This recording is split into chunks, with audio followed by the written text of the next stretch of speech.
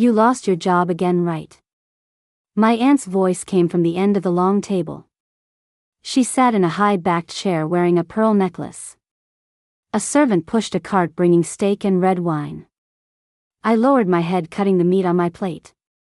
My father sighed beside me, saying she should find a real job. My cousin laughed, saying our company still needs a receptionist. I looked up and saw the chandelier reflected in the wineglass. My mother frowned, saying, "You are 30 and still not married." Her tone was calm but filled with impatience and disdain. I said softly, "I am working on a project." My uncle sneered, saying, "Stop wasting time on things that don't make money." Everyone at the table laughed. Their laughter echoed among the silverware. I put down my knife and fork and looked at them. Their faces were full of superiority and pity. My aunt shook her head, saying, "You should have gone to Harvard." My younger cousin pushed up her glasses, saying, "The tech industry is unstable." I took a sip of water and said nothing.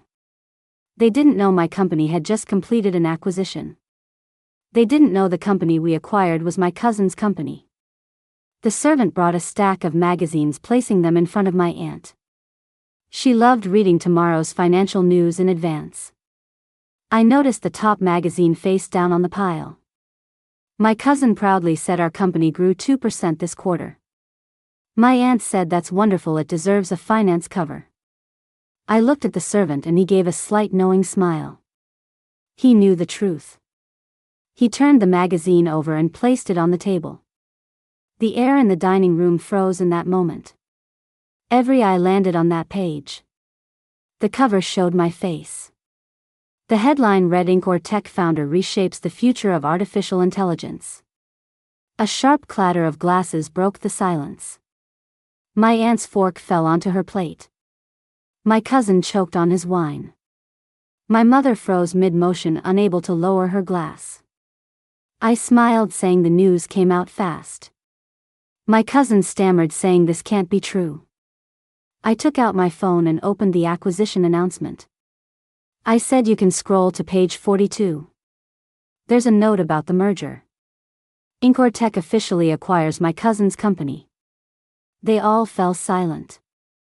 My mother's voice trembled, asking, "Is this real?" I nodded, saying it just became effective. My aunt's face turned pale. My uncle gripped his dinner knife, unsure where to place it. I leaned back, saying, "The tech industry truly is unstable. Especially for companies being acquired." The servant brought dessert as phones began to vibrate on the table. Breaking news flashed across their screens. My younger cousin read the headline aloud, "Unemployed Tech acquires 5 major firms, new chairperson revealed." I looked at their faces, calm and clear. My cousin's phone slipped from his hand. He said, "You are our new boss." I said, "Technically I am your boss." My aunt gasped, almost shouting. She pointed at me, saying, "You said you were unemployed." I said, "That apartment is actually the top floor of the entire building. That old car is a prototype from my company." My uncle finally spoke, saying, "That building was yours." I said, "No, it was Grandma's. She sold all her assets to fund me." You all called her foolish. Now that building is called Sterling Tower. Her portrait hangs in the lobby. Their expressions froze like statues. My younger cousin tried to ease the tension, saying, "We always believed in you." I said, "You once introduced a guy to teach me coding. He now works as my assistant engineer." My mother covered her mouth, eyes unfocused. I said, "I remember every dinner. Especially the one where my cousin lectured about innovation. That same day I released the product that replaced his." The servant brought coffee and placed a copy of the Wall Street Journal. The cover read, "Unemployed Tech dominates the industry." My uncle whispered, "How did we never notice?" I said, "Because you never cared to understand me. You only saw appearances and jokes." Phones buzzed again. My executive team sent updates. Stock price up 30%, net worth increased $15 billion. I said, "Seems the market reacted well." Their eyes shifted from arrogance to fear. I closed my tablet and looked around the table. I said, now let's talk about why I came to dinner. My aunt's hands stiffened on the tablecloth.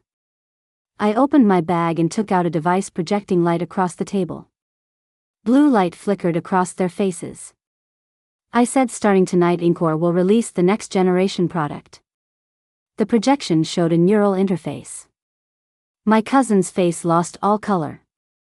I said, but before that I want to discuss family structure. Grandmas will appear in the projection. Each of you must make a choice tonight. My aunt straightened and asked, what choice?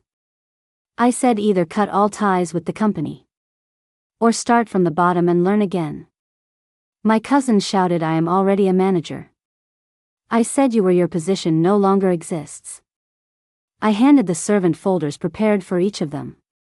Each contained a detailed evaluation. My uncle muttered, these stocks are too tempting. I said, they are rewards but must be earned by merit. My younger cousin frowned, asking, where will we move? I said, to the Montana research base. There are no banquets there, only laboratories. My mother's hands trembled, her voice barely audible. I said, Grandma saw farther than all of you. She knew success is not in dinners and business cards, but in silent nights of work. I stood adjusting my dress. The fiber threads inside monitored my heart rate. I said, you have until midnight to decide. To stay or remain spectators. My aunt asked hoarsely, what about our company? I said, restructuring begins tomorrow, all fake titles removed. Performance determines your place, not your last name. Phones buzzed again, stocks up another 20%. I looked at the screen, then at them. I said, by the way, that little joke cost you dearly. 3 billion in shares transferred out of your names. I picked up my bag and left the hall. Behind me came shouting and panic.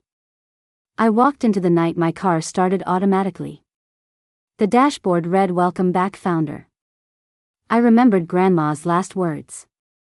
Let them underestimate you, it's the best disguise. I smiled, looking at the city lights. Breaking news filled the screens. Incor unveils neural interface shocks the industry. Identity of unknown billionaire revealed. I am no longer unknown. I drove toward my real office. The glass command center on the top floor of the tower. Transparent walls reflected the city below. Screens showed replies from family members. My cousin emailed, I accept the entry-level role. My younger cousin asked to keep her social media account. I replied, denied, security protocol first. My aunt requested a meeting. She came dressed simply, standing at my office door. She said, I want to learn what Grandma meant. I let her in. She saw the quantum computer and neural prototypes. For the first time there was respect in her eyes. I said, this is the real core of Incor. She said softly, now I finally understand what value means. My mother sent a handwritten letter with visible tear stains. She did not want to join the company. She wanted to start a fund to help young people like me who were underestimated. My uncle refused to start over and tried building a rival firm. He didn't know the patents were already mine. Months later we met again. Not at my aunt's villa, but in the conference hall at the top of Sterling Tower.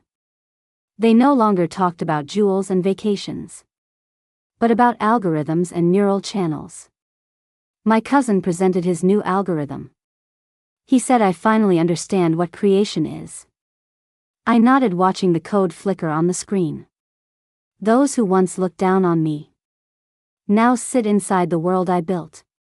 They finally understand real power is not at the dinner table, but in the keys and the light. I felt no joy of revenge, only calm. But their trembling and silence was already the most complete retribution.